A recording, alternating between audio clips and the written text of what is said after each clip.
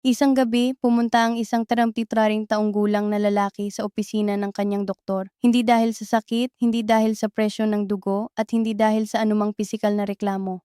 Umupo siya ng tahimik, tumingin sa kanyang mga kamay at sinabi, "Dok, pakiramdam ko ay naging estranyo na kami ng aking asawa sa loob ng aming sariling kwarto." Walang sinabi ang doktor sa unang sandali. Pagkatapos ay tinanong niya ang lalaki, "Kailan mo huling sinabi sa iyong asawa na mahal mo siya, hindi bilang gawi, kundi bilang katotohanan?" Napatigil ang lalaki. At doon nagsimula ang pinakamahalagang pag-uusap ng kanyang buhay. Ang kwentong iyon ay hindi katang-isip. Ito ay nangyayari sa libu-libong tahanan sa buong mundo, sa mga tahanan ng mga lalaking matapang, marangal at nagmamahal. Ngunit walang malinaw na pag-unawa kung bakit unti-unti nilang nararamdaman ang pagkawala ng koneksyon sa kanilang asawa, lalo na pagdating ng edad na 60. At ang kalungkutan ay hindi palaging nararamdaman sa puso. Minsan, nararamdaman ito sa katawan, sa pagkapagod, sa pagkahiyang hindi nila masabi ng malakas, sa mga gabi na tahimik ang kwarto ngunit mabigat ang hangin. Ngayon, ito ang gusto kong sabihin sa inyo ng walang pag-aatubili. Ang katotohanan tungkol sa kalusugan ng katawan ng lalaki sa edad na 60, ang agham sa likod ng mga posisyon ng katawan na nagbibigay ng pinakakomportable at pinakamalusog na kondisyon para sa intimacy, at ang mga paraan upang maibalik ang koneksyon na sa tingin ng marami ay nawala na. Ito ay hindi lihim na dapat itago. Ito ay kaalaman na dapat marinig ng bawat lalaki, ng bawat asawa at ng bawat pamilya. At bago pa tayo magpatuloy, nais ko kayong tanungin ng isang bagay na seryoso at may kabuluhan. Sa inyong palagay, ano ang pinakamahirap na usapan ng isang mag-asawa pagdating ng edad, ang pera, ang kalusugan, o ang koneksyon bilang mag-asawa? Isulat ang inyong sagot sa comments. Walang maling sagot. Bawat salita ninyo ay may halaga. Ngayon ay pag-usapan natin ang agham, ng malinaw, ng may respeto at ng may tunay na layuning makatulong. Ang katawan ng lalaki ay dumadaan sa isang malaking pagbabago sa edad na 60. Sa medisina, ang pagbabagong ito ay kilala bilang andropause, isang proseso na katulad ng menopause sa mga babae, ngunit mas banayad at mas mabagal ang daloy. Hindi ito nangyayari ng bigla. Nangyayari ito ng dahan-dahan sa loob ng maraming taon, at madalas ay hindi namamalayan ng lalaki hanggang sa maramdaman na niya ang mga epekto nito. Ang testosterone, ang hormonang responsable sa lakas ng katawan, sa mood, sa konsentrasyon, at sa buhay bilang mag-asawa ng lalaki, ay bumababa ng 1 hanggang 2% bawat taon simula sa edad na 30. Sa pagtapos ng 60 taon, ang kabuuang pagbaba ay maaaring maabot ang 30 hanggang 40% mula sa pinakamataas na antas ng testosterone noong kabataan. Ang pagbabagong ito ay hindi sakit. Hindi ito kabiguan. Ito ay isang natural na bahagi ng buhay ng bawat lalaki, tulad ng pagbabago ng panahon. Ngunit tulad ng panahon, ang pinakamatalinong bagay na magagawa ng isang tao ay ang maghanda, mag-angkop at matutunan kung paano mabuhay ng maayos sa gitna ng pagbabago. Sa pisyolohikal na antas, ang pagbaba ng testosterone ay nagdudulot ng maraming pagbabago sa katawan. Ang mga kalamnan ay unti-unting nawawalan ng dati nilang lakas at tibay. Ang metabolismo ay bumagal, na nagdudulot ng mas mabilis na pagod kapag gumagawa ng pisikal na aktibidad. Ang sirkulasyon ng dugo sa buong katawan ay nagiging hindi na kasinbilis ng dati, na direktang nakakaapekto sa maraming aspeto ng kalusugan ng lalaki, kabilang ang kanyang kakayahang mapanatili ang isang malusog na buhay bilang mag-asawa. Ang nervous system, na responsable sa pagpapadala ng mga signal ng sensasyon at tugon ng katawan, ay nagiging mas maingat at mas mabagal ang tugon sa mga panlabas na stimulasyon. Ngunit narito ang isang bagay na karamihan sa mga lalaki ay hindi alam, at ito ang isa sa mga pinakamahalagang kaalaman na maibabahagi ko sa inyo ngayon. Ang katawan ng lalaki sa edad na 60 ay hindi nangangailangan ng mas maraming lakas para sa isang malusog at makabuluhang buhay bilang mag-asawa. Kailangan nito ng mas tamang kondisyon. Kailangan nito ng mas matalinong pag-angkop. At kailangan nito ng mas malalim na pag-unawa sa kung paano gumagana ang katawan sa yugtong ito ng buhay. Dito pumapasok ang kahalagahan ng posisyon ng katawan, at hindi lamang ito tungkol sa kaginhawahan. Ito ay tungkol sa agham ng sirkulasyon ng dugo, ng presyon sa mga kasukasuan, ng paggana ng nervous system, at ng emosyonal na koneksyon ng mag-asawa. Pag-usapan natin ang anatomya ng katawan ng lalaki ng mas malalim. Ang puso ng isang lalaki sa edad na 60 ay nagtatrabaho ng mas mabigat kaysa sa isang mas batang lalaki upang maiparating ang dugo sa lahat ng bahagi ng katawan. Ang mga arterya, partikular ang mga maliliit na ugat na responsable sa daloy ng dugo sa mga sensitibong bahagi ng katawan, ay maaaring magkaroon ng mga harang o pagtitigas na nagmumula sa mga taon ng mataas na presyo ng dugo, mataas na kolesterol, o simpleng proseso ng pagtanda. Ito ay isang kondisyong tinatawag ng mga doktor na peripheral vascular changes at ito ay isa sa mga pangunahing dahilan kung bakit ang mga lalaki sa edad na 60 ay madalas na nakaranas ng mga pagbabago sa kanilang kakayahang mapanatili ang pisikal na gawain ng matagal. Ngunit ang katawan ay may kahangahangang kakayahang mag-angkop. Kapag ang isang lalaki ay nasa posisyon na nagbibigay ng pinaka-optimal na kondisyon para sa daloy ng dugo, kapag ang kanyang puso ay hindi nagtatrabaho ng labis, kapag ang kanyang mga kasukasuan ay hindi pinahihirapan ng labis na presyon, at kapag ang kanyang nervous system ay nasa estado ng kapayapaan at hindi ng tensyon, ang katawan ay kayang gumawa ng mga bagay na tila imposible sa mas mahirap na kondisyon.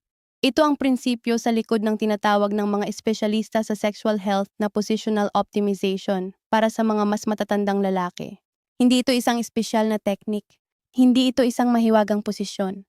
Ito ay isang scientific na pag-unawa sa kung paano ang ilang mga posisyon ng katawan ay nagbibigay ng mas kaunting presyon sa cardiovascular system ng lalaki, nagbibigay ng mas komportabling kondisyon para sa kanyang mga kasukasuan at kalamnan, at nagbibigay ng pinakamabuting kalagayan para sa kanyang nervous system na makapag-function ng maayos.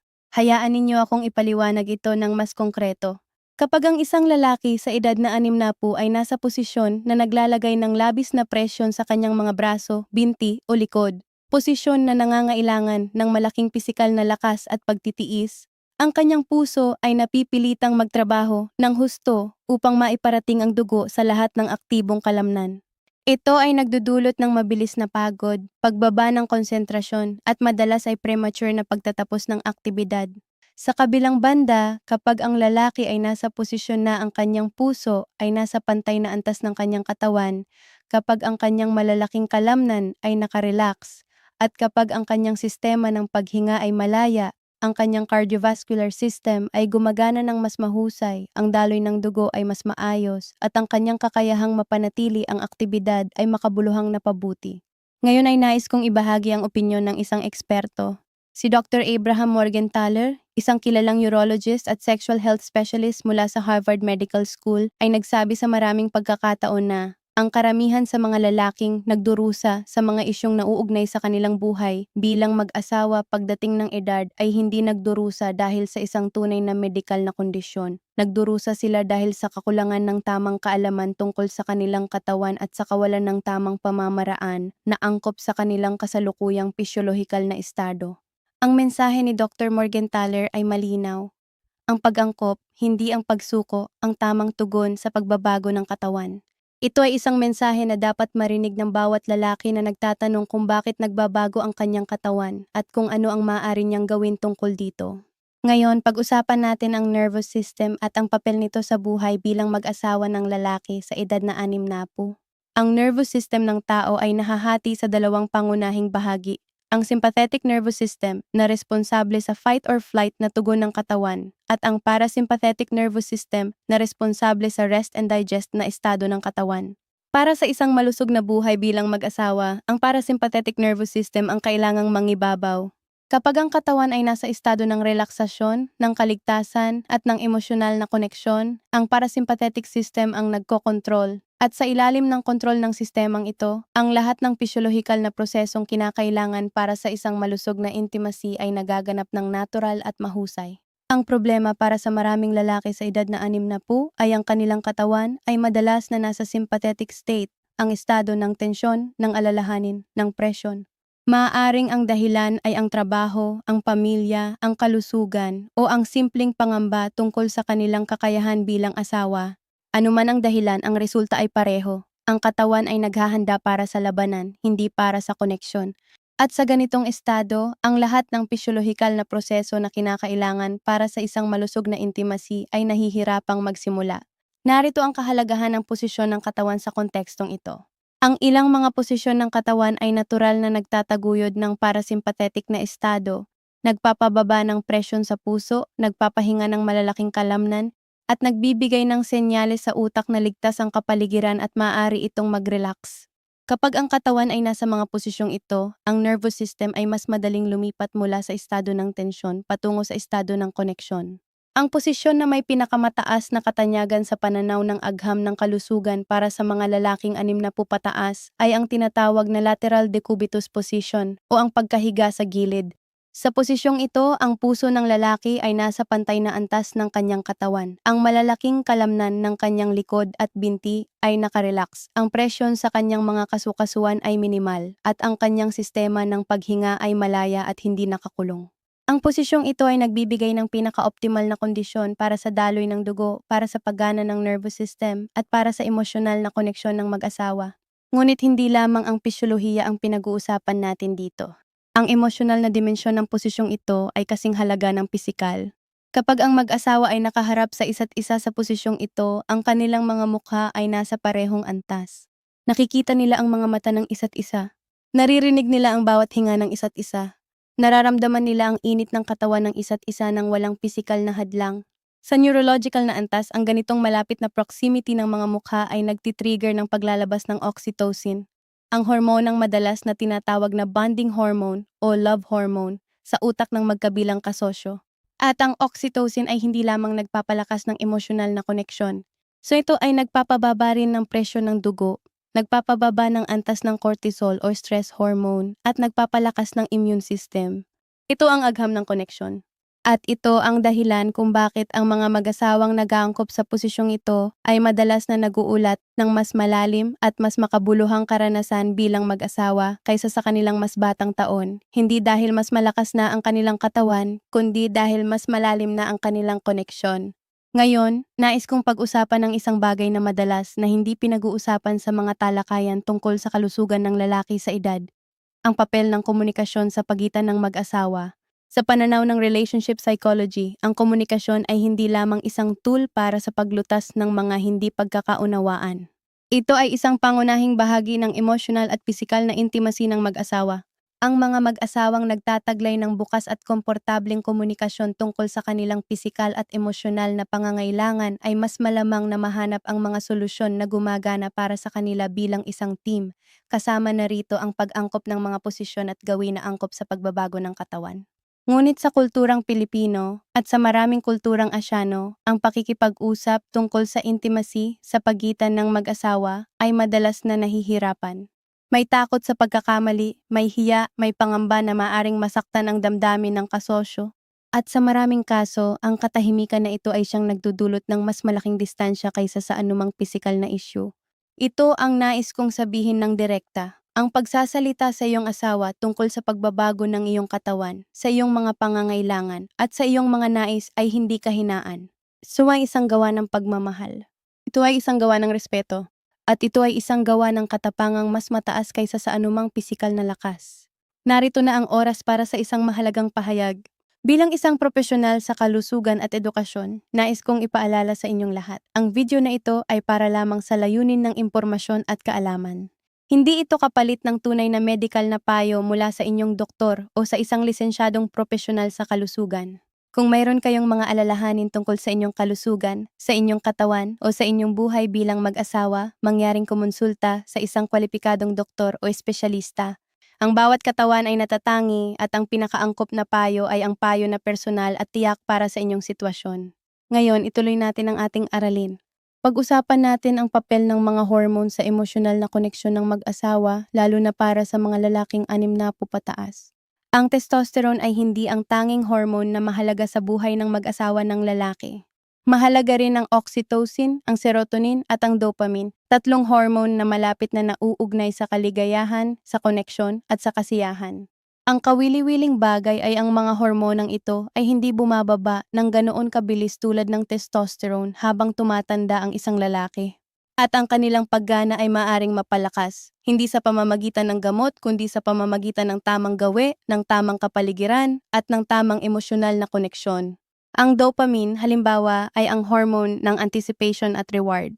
Ito ay nire-release ng utak kapag umaasa ito ng isang kasiyasyang karanasan. Para sa mga lalaking mas bata, ang dopamine ay madalas na nire-release ng katawan ng halos automatiko. Para sa mga lalaking 60 pataas, ang proseso ay nangangailangan ng mas malinaw na konteksto. mas malinaw na komunikasyon, mas malinaw na emosyonal na koneksyon, at mas malinaw na kapaligiran ng kaligtasan at pagtanggap. Kapag ang mga kondisyong ito ay naroroon, ang dopamine ay nire-release ng maayos at ang karanasan ng kasiyahan ay tunay at makabuluhan. Ang serotonin naman ay ang hormone ng kapayapaan at kaluguran. Mataas ang antas ng serotonin kapag ang isang tao ay nararamdamang tinanggap, minamahal at ligtas. Para sa isang lalaki sa edad na 60 na may pangamba tungkol sa kanyang kakayahan, ang pagdarama ng pagtanggap mula sa kanyang asawa, walang paghatol, walang presyon at walang paghahambing, ay isang napakalakas na tigpapalaya ng serotonin na maaaring baguhin ang buong kalagayan ng kanyang nervous system sa loob lamang ng ilang minuto. Ito ang dahilan kung bakit ang mga pag-aaral sa relationship psychology ay paulit-ulit na natuklasan na ang emosyonal na koneksyon sa pagitan ng mag-asawa, ang pagkakamay, ang paghalik sa noo, ang simpleng mahal kita na sinabi ng tapat, ay maaaring magbago ng pisyolohikal na estado ng katawan ng mas mabilis at mas epektibo kaysa sa anumang teknik o posisyon. Ngunit ang posisyon ng katawan ay mahalaga pa rin dahil ang posisyon ang nagbibigay ng pisikal na kondisyon na nagpapahintulot sa lahat ng mga hormonang ito na gumanap ng kanilang papel ng maayos. Balikan natin ang lateral position, ang pagkahiga sa gilid, at talakayin natin ito ng mas malalim mula sa perspektibo ng musculoskeletal system ng lalaki sa edad na 60. Sa edad na 60, ang mga kasukasuan ng lalaki, lalo na ang tuhod, ang balakang, ang likod, at ang balikat, ay maaaring maranasan ng iba't ibang antas ng osteoarthritis o pagod ng kartilago.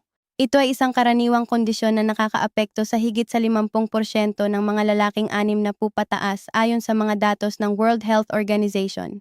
Ang kondisyong ito ay hindi nangangahulugang ang lalaki ay hindi na maaaring mabuhay ng aktibo.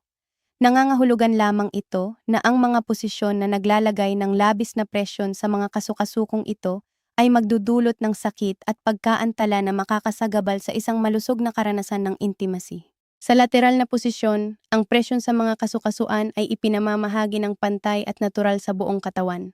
Walang isang bahagi ng katawan ang pinagtatrabahuhan ng husto. Ang likod ay suportado ng kutsyon o higaan. Ang mga binti ay nasa natural na posisyon. At ang lalaki ay may kakayahang mapanatili ang posisyong ito ng matagal nang hindi nararamdaman ang labis na pagod o sakit. Ito ay hindi lamang teorya.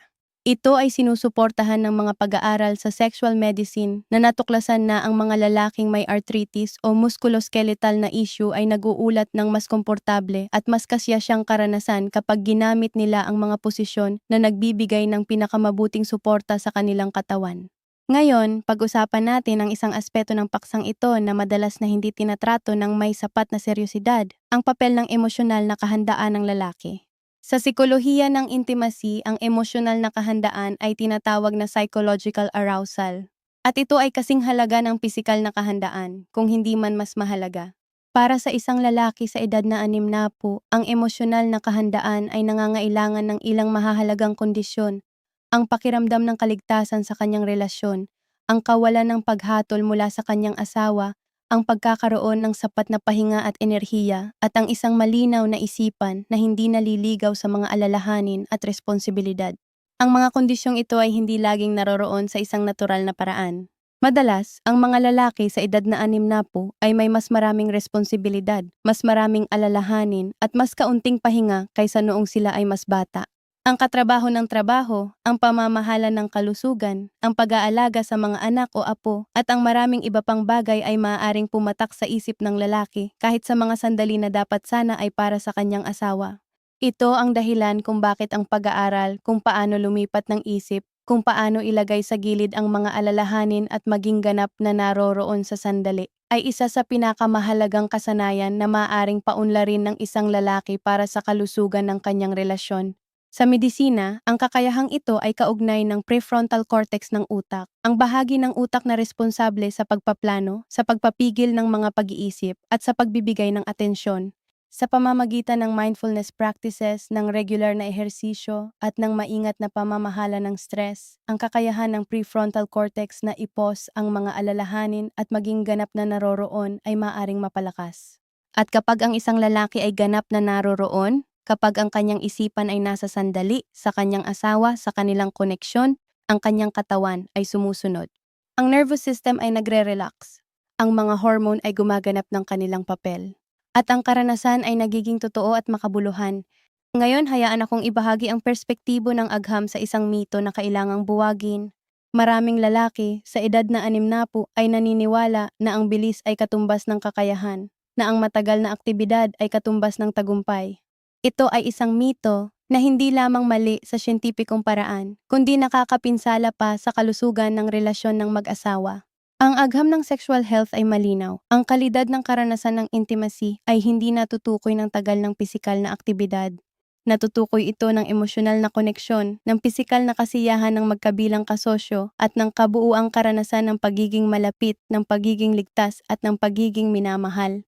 Sa katunayan, maraming pag-aaral ang nagpapakita na ang mga mas matatandang mag-asawa na nagbibigay ng mas maraming panahon sa emosyonal na paghahanda, sa tenderness, at sa pisikal na pagmamalasakit sa bawat isa, at mas kaunting oras sa aktwal na pisikal na aktibidad, ay naguulat ng mas mataas na antas ng kasiyahan at emosyonal na koneksyon kaysa sa mga mas batang mag-asawa. Ito ay isa sa mga pinakamagandang katotohanan ng pagtanda. Ang karanasan at kaalaman na naipon ng mag-asawa sa maraming taon ng pagsasama ay nagbibigay sa kanila ng kakayahang lumikha ng mga sandali ng intimacy na mas malalim at mas totoo kaysa sa anumang dati pang naranasan nila. Nais ko ring pag-usapan ang tungkol sa papel ng kalikasan ng katawan at sa kahalagahan ng pag-angkop, hindi lamang sa posisyon ng katawan, kundi pati na rin sa ritmo at sa estilo ng intimacy ng mag-asawa. Ang mga pag-aaral sa human sexuality ay nagpapakita na ang mga mas matatandang mag-asawa ay madalas na nagde-develop ng kanilang sariling natatanging estilo ng intimacy, isang estilo na hinubog ng kanilang mga taon ng pagsasama, ng kanilang mga karanasan, at ng kanilang malalim na pag-unawa sa isa't isa. Ang estilang ito ay madalas na mas banayad, mas maingat, at mas puno ng kahulugan kaysa sa mga mas mababaw na karanasan ng kabataan. Ito ay tinatawag ng mga psikolohista na mature intimacy, ang uri ng intimacy na nabuo sa pundasyon ng tiwala, ng respeto at ng tunay na pagmamahal. At ang mature intimacy ay may sariling mga katangian na nagpapahintulot nito na umiral at umunlad kahit sa gitna ng mga pisikal na pagbabago ng pagtanda. Una, ang mature intimacy ay bukas sa pagbabago. Ang mga mag-asawang may mature intimacy ay hindi nakakapit sa mga lumang gawi at pamamaraan na hindi naangkop sa kanilang kasalukuyang katawan. Sila ay bukas sa pagtuklas ng mga bagong paraan ng pagpapahayag ng kanilang pagmamahal at koneksyon. Ikalawa, ang mature intimacy ay nakabatay sa komunikasyon. Ang mga mag-asawang may mature intimacy ay mayroon ng bukas at komportableng dialogo tungkol sa kanilang mga pangangailangan, kanilang mga kagustuhan at kanilang mga limitasyon. Hindi sila natatakot na magsalita ng tapat dahil alam nilang ang kanilang asawa ay nakikinig ng may pagmamahal at walang paghatol. Ikatlo, ang mature intimacy ay nakatuon sa holistic na karanasan, hindi lamang sa pisikal na aspeto, kundi sa emosyonal, mental, at espiritual na dimensyon ng koneksyon ng mag-asawa. Para sa mga mag-asawang 60 pataas, ang isang simpleng gabi na hawak kamay habang nakikinig sa musika o isang malalim na pag-uusap habang nagtatanaw sa mga bituin ay maaaring maging kasing halaga o mas mahalaga pa kaysa sa anumang pisikal na aktibidad. Ito ang kagandahan ng pag-angkop ng katawan at ng relasyon sa pagbabago ng panahon. Hindi ito pagkawala ng dati, kundi pagbabago patungo sa isang mas malalim at mas makabuluhang anyo ng koneksyon. Ngayon, nais kong pag-usapan ang ilang mga praktikal na aspeto ng kalusugan na direktang nakakaapekto sa kakayahan ng lalaki sa edad na 60 na mapanatili ang isang malusog na buhay bilang mag-asawa. Una ay ang ehersisyo. Hindi isang lihim na ang regular na pisikal na aktibidad ay isa sa pinaka-epektibong paraan upang mapanatili ang kalusugan ng cardiovascular system, upang mapalakas ang sirkulasyon ng dugo, at upang mapanatili ang tamang antas ng testosterone sa katawan. Ngunit ang uri ng ehersisyo ay mahalaga. Para sa mga lalaking 60 pataas, ang pinaka-inirerekomenda ay ang mga ehersisyo na nagpapalakas ng cardiovascular system nang hindi naglalagay ng labis na presyon sa mga kasukasuan, tulad ng paglalakad, swimming, at yoga. Ang mga ehersisyong ito ay nagpapalakas ng puso, nagpapabuti ng sirkulasyon, at nagpapababa ng antas ng cortisol. Lahat ng ito ay direktang nagpapabuti ng kalusugan ng buhay bilang mag-asawa ng lalaki. Ikalawa ay ang dieta. Ang pagkain na mayaman sa zinc, magnesium, at vitamin D ay direktang nagtataguyod ng malusog na antas ng testosterone sa katawan. Ang mga pagkaing may mataas na flavonoid content tulad ng mga prutas at gulay na may kulay ay nagpapalakas ng sirkulasyon ng dugo sa buong katawan, kabilang ang mga bahaging pinakamahalaga para sa intimacy. Sa kabilang banda, ang pag-iwas sa labis na alak, sa sigarilyo at sa mga processed food ay nagpoprotekta sa mga ugat ng dugo mula sa pinsala na maaring makapinsala sa sirkulasyon. Ikatlo ay ang pahinga. Ang tulog ay hindi lamang pahinga para sa katawan. Ito ay kritikal na proseso kung saan ang katawan ay nire-regulate ang mga hormone nito. Ang testosterone, halimbawa, ay pangunahin na nire-release ng katawan sa panahon ng malalim na tulog. Ang mga lalaking hindi nakakakuha ng sapat at mahimbing na tulog ay maaaring maranasan ng mas mabilis na pagbaba ng testosterone kaysa sa natural. Para sa mga lalaking 60 pataas, ang pagbibigay prioridad sa kalidad ng tulog ay isa sa pinakaepektibong natural na paraan upang mapanatili ang malusog na antas ng hormone sa katawan. Ikaapat ay ang pamamahala ng stress. Ang chronic stress ay isa sa pinakamapanganib na kalaban ng malusog na hormonal balance ng lalaki. Kapag ang katawan ay nasa ilalim ng patuloy na stress, ang adrenal glands ay patuloy na nagre-release ng cortisol, ang stress hormone, na direktang nakikipag-compete sa testosterone sa loob ng katawan. Sa mga simpleng salita, ang mas mataas ang chronic stress, ang mas mababa ang testosterone. Para sa mga lalaking 60 pataas, ang paghahanap ng mga epektibong paraan ng pamamahala ng stress tulad ng meditasyon, prayer, paglalakad sa kalikasan, o simpleng pakikipag-usap sa asawa ay mahalaga hindi lamang para sa kanilang mental health, kundi para din sa kanilang pisyolohikal na kalusugan. Ngayon naman, nais kong ibahagi ang pangalawang medical perspective para sa ating pag-uusap ngayon. Ayon kay Dr. Michael Rosen, isang espesyalista sa geriatric medicine at sexual health, ang pinakamalaking pagkakamali ng mga lalaking 60 pataas ay ang pag-aakalang ang mga pagbabago sa kanilang katawan ay permanente at hindi mababago.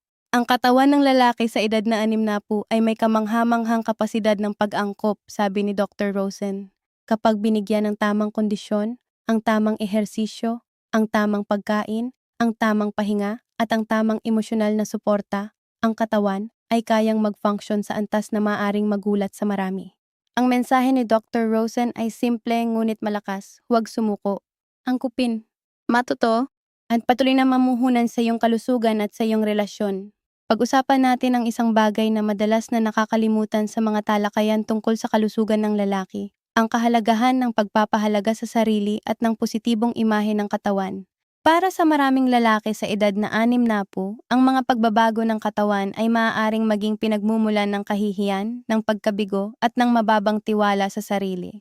Ang lipunan at ang media ay madalas na nagtatampok ng imahe ng lalaking perpekto, bata, malusog at malakas, na nagdudulot ng isang imposibleng pamantayan para sa mga mas matatandang lalaki.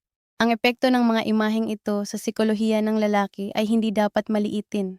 Ang mababang tiwala sa sarili, ang kahihiyan sa sariling katawan, at ang takot na hatulan ng asawa ay maaring maging mas malaking hadlang sa isang malusog na buhay bisang mag-asawa kaysa sa anumang pisikal na kondisyon. Ito ang dahilan kung bakit ang pagbuo ng isang malusog na pananaw sa sariling katawan, isang pananaw na nakabase sa pagpapahalaga at pasasalamat sa lahat ng ginagawa ng katawan, hindi sa paghahambing sa isang imposibleng pamantayan, ay isang mahalagang bahagi ng kalusugan ng lalaki sa edad na 60. Ang iyong katawan sa edad na 60 ay isang katawan na nagdusa, nagtagal at nagmahal ng maraming taon. Ito ay isang katawan na nagpasan ng mga responsibilidad, na naglingkod sa pamilya at na nagbigay ng maraming dekada ng kasaysayan at karanasan. Ito ay isang katawan na karapat-dapat sa respeto at pagpapahalaga mula sa sarili at mula sa asawa. Kapag ang isang lalaki ay natututo na mahalin at igalang ang kanyang sariling katawan sa lahat ng antas ng kanyang buhay, kasama na ang mga pagbabago ng pagtanda, nagbubukas ito ng pinto para sa mas tunay at mas malalim na koneksyon sa kanyang asawa. Dahil ang tunay na intimacy ay hindi nagmumula sa perpektong katawan. Nagmumula ito sa bukas na puso, sa tapat na komunikasyon, at sa pagpiling mahalin at tanggapin ang isa't isa ng buo, kasama ang lahat ng pagbabago at limitasyon. Pag-usapan natin ngayon ang papel ng asawa sa lahat ng ito.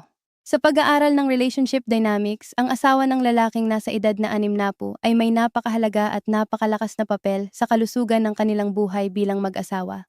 Hindi ito tungkol sa pananagutan, tungkol ito sa kooperasyon. Kapag ang asawa ay nag-aambag ng emosyonal na suporta, ng bukas na komunikasyon at ng isang kapaligiran ng pagtanggap at walang paghatol, ang katawan ng lalaki ay natural na tumutugon ng mas maayos at mas positibo. Ang pananaliksik sa matalik na relasyon ng mga mas matatandang mag-asawa ay paulit-ulit na nagpapakita na ang asawa ng lalaki ay madalas na mas mahalaga kaysa sa anumang medikal na interbensyon pagdating sa kalusugan ng kanilang buhay bilang mag-asawa. Ang simpleng pagsasalita na okay lang, mahal kita, at ang tunay na paniniwala sa mga salitang yon ay maaaring maging pinaka-epektibong therapy para sa isang lalaking nagdurusa sa pagkabigo at pangamba. Ito ay hindi habilin para sa mga asawa na maging responsable sa kalusugan ng kanilang asawa. Ito ay isang pagkilala sa katotohanan na ang relasyon ng mag-asawa ay isang partnership, at sa partnership ang tagumpay ng isa ay tagumpay ng lahat at ang hamon ng isa ay hamon ng lahat.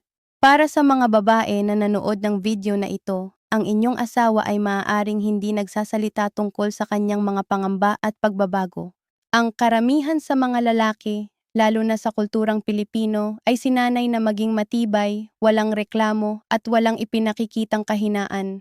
Ngunit sa loob ng kanilang mga puso, marami sa kanila ay nagtatanong, nag-aalala at naghahanap ng katiyakan na sila ay sapat pa rin, hindi bilang lalaki sa isang mababaw na kahulugan, kundi bilang asawa, bilang kasama at bilang pinagmamahal na tao. Ang pinakamakapangyarihang bagay na maaari mong gawin para sa iyong asawa ay ang patunayan sa kanya, sa salita at sa gawa, na ang iyong pagmamahal sa kanya ay hindi nakasalalay sa anumang pisikal na kakayahan. Na ikaw ay naroroon, hindi dahil kailangan mo siya, kundi dahil pinili mo siya, ngayon at sa bawat araw na darating. Ngayon, pag-usapan natin ang mga karaniwang mito at maling paniniwala tungkol sa buhay ng mag-asawa ng mga lalaking 60 pataas. Ang unang mito ay ito: kapag lumipas ang edad na 60, tapos na ang buhay bisang mag-asawa ng lalaki. Ito ay isang walang batayan na maling paniniwala na maraming pinsala ang nagagawa sa mga relasyon ng mga matatandang mag-asawa. Ang katotohanan ayon sa siyensya ay ang kabaligtaran.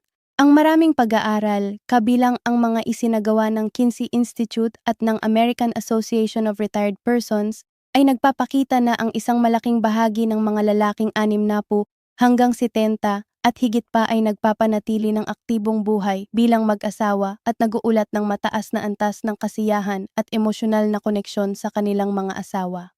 Ang ikalawang mito ay, ang pagbabago ng katawan ay hindi na kayang baguhin kapag lumipas na ang 60 taon. Ito ay mali. Ang human body ay may kahangahangang kakayahan ng pag-angkop sa lahat ng edad. Ang mga pag-aaral sa exercise physiology ay nagpapakita na ang mga lalaking nagsimulang mag-ehersisyo sa kanilang 70 ay nakakita ng mga makabuluhang pagpapabuti sa kanilang cardiovascular health, hormonal balance, at overall physical function sa loob lamang ng ilang buwan. Ang ikatlong mito ay, ang mga medical na kondisyon tulad ng diabetes, hypertension o arthritis ay nangangahulugang tapos na ang buhay bisang mag-asawa ng lalaki. Ito rin ay maling paniniwala. Ang mga kondisyong ito ay maaaring magbago ng paraan ng pagpapahayag ng intimacy ng mag-asawa, ngunit hindi nila ito tinatanggal. Sa katunayan, maraming mga doktor at sexual health specialists ang nagtatrabaho ng espesipiko upang matulungan ang mga pasyenteng may mga medikal na kondisyong ito na makahanap ng mga angkop na paraan upang mapanatili ang kanilang buhay bisang mag-asawa ng may kaligtasan at kasiyahan. Ang ikaapat na mito ay, ang pag-usap sa asawa tungkol sa mga pagbabago ng katawan ay magpapahiya sa iyo. Ito ay isa sa mga pinakamapanganib na maling paniniwala dahil ito ang nagtatakda ng katahimikan na nagdudulot ng distansya. Ang katotohanan ay ang kabaligtaran. Ang pagsasalita ng bukas at tapat sa iyong asawa tungkol sa iyong mga pagbabago, iyong mga pangangailangan at iyong mga alalahanin ay nagpapalakas ng tiwala at nagpapalalim ng koneksyon ng mag-asawa. Ito ang pinakamatapang bagay na maaari mong gawin bilang asawa. Ngayon pag-usapan natin ang konsepto ng sexual wellness sa mas malalawak na konteksto ng kalusugan ng lalaki sa edad na 60. Ang World Health Organization ay nagbibigay ng malinaw na kahulugan ng sexual health bilang isang estado ng pisikal, emosyonal, mental, at sosyal na kagalingan na may kaugnayan sa sexualidad, hindi lamang ang kawalan ng sakit o kapansanan. Ayon sa WHO, ang sexual health ay nangangailangan ng positibo at mapagrespetong pamamaraan sa sexualidad at sa mga relasyon, pati na rin ang posibilidad ng magkakaroon ng kasiyasya at ligtas na karanasan ng sexualidad na malaya sa pamimilit, diskriminasyon at karahasan. Sa kontekstong ito, ang pagtuon sa sexual wellness ng lalaki sa edad na 60 ay hindi isang luho o isang labis na pagnanais. Ito ay isang mahalagang bahagi ng kanyang kabuuang kalusugan at kagalingan, katulad ng kanyang cardiovascular health, ng kanyang mental health, at ng kanyang social wellness. At ang sexual wellness na ito ay hindi natutukoy ng isang single na aspeto ng pisikal na kakayahan. Natutukoy ito ng kabuuan ng karanasan ng intimacy ng mag-asawa, ng emosyonal na koneksyon, ng pisikal na kasiyahan at kaginhawahan, ng mutual respect, at ng kabuuang kasiyahan ng magkabilang kasosyo sa kanilang relasyon. Ito ang dahilan kung bakit ang holistic approach sa sexual wellness ng lalaki sa edad na 60 ay nangangailangan ng pag-aalaga sa lahat ng aspeto ng kanyang buhay, ang pisikal, ang emosyonal, ang mental, at ang relasyonal. Hindi sapat ang mag-focus lamang sa isang bahagi ng hindi inaalagaan ng iba. Para sa mga lalaking naghahanap ng propesyonal na tulong sa larangang ito, may iba't ibang uri ng propesyonal na maaring makatulong. Ang mga urologist ay espesyalista sa pisikal na aspeto ng men's sexual health. Ang mga endocrinologist ay maaaring tumulong sa mga isyong may kaugnayan sa hormonal imbalance. Ang mga sex therapists at relationship counselors ay maaaring makatulong sa mga emosyonal at relasyonal na aspeto. At ang mga geriatric medicine specialists ay may holistic na pananaw sa kalusugan ng mas matatandang lalaki na maaaring maging napakakapakipakinabang. Ang paghahanap ng propesyonal na tulong ay hindi kahinaan. Ito mo ay isugawa ng katapangan at ng pagmamalasakit sa sarili at sa asawa. At sa mundo ngayon kung saan ang impormasyon at ang mga serbisyong medikal ay mas accessible kaysa kailanman, walang dahilan para ang isang lalaki ay magdusa ng mag-isa ng hindi sumusubok na humingi ng tulong. Ngayon, nais kong ibahagi ang isang bagay na may kaugnayan sa kultura at sa tradisyon. Sa maraming bahagi ng ating lipunan, ang pakikipag-usap tungkol sa intimacy at sexual health ay madalas na itinataboy sa mga sulok ng kahihiyan at katahimikan. Ito ay isang kulturang tradisyon na may malalim na ugat at habang naiintindihan natin ang pinagmulan nito, kailangan nating kilalanin na ang katahimikang ito ay maaaring makapinsala. Kapag ang isang lalaki ay nagdurusa ng mag-isa sa kanyang mga alalahanin tungkol sa kanyang katawan at sa kanyang buhay bisang mag-asawa, ang katahimikan ay hindi nagpoprotekta sa kanya. Pinapalala nito ang kanyang pagdurusa. Nagdaragdag ito ng kahihiyan, ng pagkabigo at ng pangamba, at madalas nagbubunga ito ng distansya sa pagitan ng mag-asawa, distansya na hindi dapat naroroon at distansya na maaaring maalis sa pamamagitan ng simpleng bukas na pag-uusap. Ang pag-usap sa tema ng sexual health ay hindi kasamaan. Ends up lang. Ito po ay pagmamahal. Ito ay responsibilidad sa sarili, sa asawa, at sa kalusugan ng relasyon.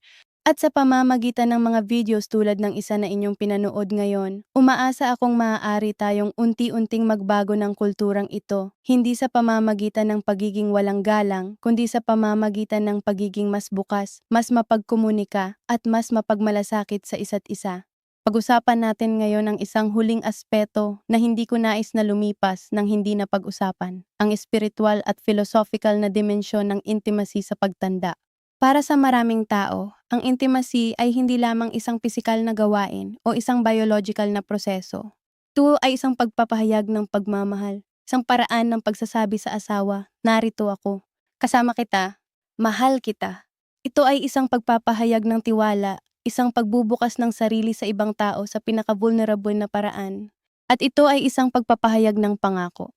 Isang patunay na ang koneksyon ng mag-asawa ay mas malalim kaysa sa anumang pisikal na pagbabago o hamon ng buhay. Sa yugtong ito ng buhay, sa 60 at higit pa, ang intimacy ng mag-asawa ay maaaring maging pinakamalalim at pinakamakabuluhan. Dahil ngayon, ang mga tao ay may kaalaman, karanasan, at malalim na pag-unawa sa isa't isa na hindi umiiral sa kabataan. Ang bawat sandali ng koneksyon ay puno ng kasaysayan at kahulugan. Ang bawat paghalik ay nagdadala ng lahat ng mga tao ng pagsasama, ng mga hamon, ng mga tagumpay, ng mga panlulumo at pangpapalakas ng isa't isa. Ito ang regalo ng pagtanda sa isang relasyon. At ito ang regalo na dapat pinahahalagahan, inaalagaan at iningatan ng bawat mag-asawa. At ngayon, bilang aming pagtatapos, nais kong ibahagi ang huling medical perspective para sa araw na ito. Ayon kay Dr. Helen Fisher, isang kilalang biological anthropologist at researcher sa romantic love mula sa Rutgers University, ang mga mag-asawang matagal nang magkasama ay nagtataglay ng isang bagay na tinatawag niyang mature love. Isang uri ng pagmamahal na nagsisilbi hindi lamang bilang emosyonal na koneksyon, kundi pati na rin bilang biological na proteksyon. Ang kanyang mga pag-aaral gamit ang brain imaging technology ay nagpapakita na ang mga mag-asawang matagal na at nag-uulat ng mataas na antas ng kasiyahan sa kanilang relasyon ay nagtataglay ng mas mataas na antas ng neural activity sa mga bahagi ng utak na nauugnay sa reward, sa motivation, at sa calm attachment, katulad ng mga bagong mag-asawa, ngunit mas matatag at mas malalim. Ang pagmamahal ay hindi namamatay sa pagtanda, sabi ni Dr. Fisher. Ito ay nagbabago. Ito ay lumalalim. At para sa maraming tao, ang pinakamalalim at pinakatotoo nilang karanasan ng pagmamahal ay nagsisimula hindi sa kabataan, kundi sa mga taong puno ng karanasan, kaalaman, at tunay na pagpili. Ito ang mensaheng nais kong iwan sa inyo ngayon. Ang inyong edad ay hindi katumbas ng katapusan. Ito ay isang bagong simula. Isang pagkakataon na harapin ang buhay bisang mag-asawa ng may mas malalim na kaalaman, mas tunay na pagmamahal, at mas bukas na puso kaysa kailanman. Gamitin ang kaalaman na inyong nakuha ngayon. Makipag-usap sa inyong asawa. Alagaan ang inyong katawan. Humingi ng tulong kapag kailangan. At huwag hayaang ang katahimikan o ang kahihiyan ay pumigil sa inyo na tamasahin ang isang malusog, masaya at makabuluhang buhay kasama ang taong pinili ninyong mahalin. At ngayon bilang aming panghuling tanong para sa inyo, pagkatapos ninyong marinig ang lahat ng mga kaalamang ito ngayon, ano ang isang bagay na bago ang inyong natutunan na nais ninyong i-apply sa inyong sariling buhay o sa inyong relasyon? Ano ang inyong opinyon sa paksa na ating napag-usapan ngayon? Ipaalam sa amin sa comments. Ang inyong mga salita ay makakatulong sa iba na nasa parehong sitwasyon na naghahanap ng gabay at lakas. Maraming salamat sa inyong pagtitiwala at panahon. Ingatan ang inyong sarili, ingatan ang inyong asawa, at huwag kalimutang ang pinakamahalagang bagay sa buhay. Ang pagmamahal, ang koneksyon, at ang mutual na pag-aalaga ay hindi namamatay sa panahon. Lumalim lamang ito tulad ng isang ugat ng punong matatag at malalim ang kinalalagyan